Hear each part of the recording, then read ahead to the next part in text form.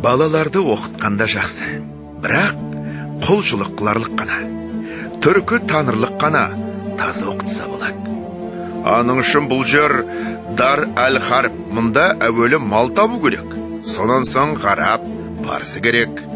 Қарнаш кісінің көңіліне ақыл, бойында ар, ғылымға құмарлық қайдан тұрсын.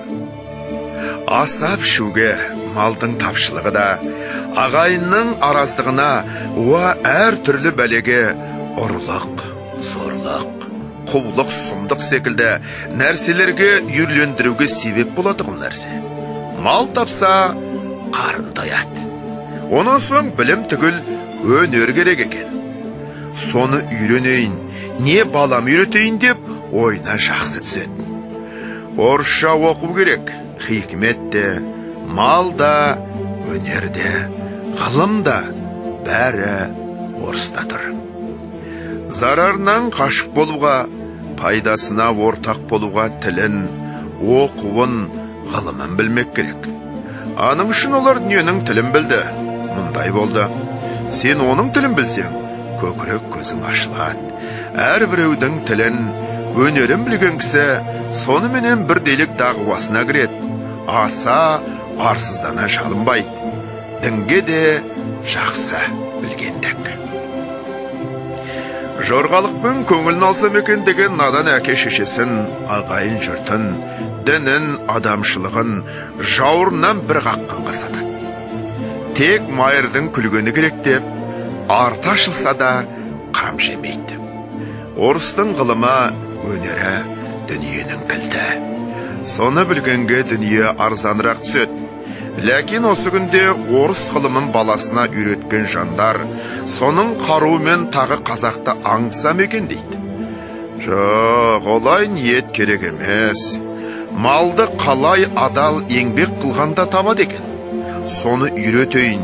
Мені көріп және үйренушілер көбейсе, ұлықсыған орыстардың жұртқа бірдей законы болмаса, законсыз қорлығына көнбес едік.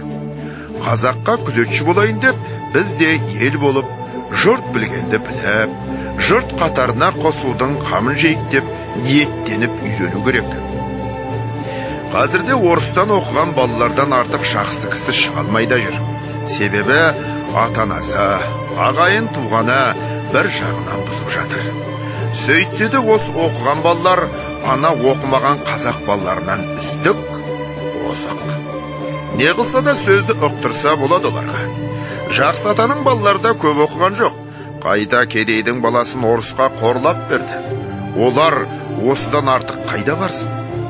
Және де кейбір қазақтар ағайынымен араздасқанда, сенің осы сорлығыңа көнгенше, баламды солдатқа беріп, басыма шаш, аузыма мұрт қойып кетпесем бе деуші еді. Осындай жаман сөзді Құдайдан қорықпай, пендеден ұялмай айтқан қазақтардың баласы оқығанменен не бола қойсын?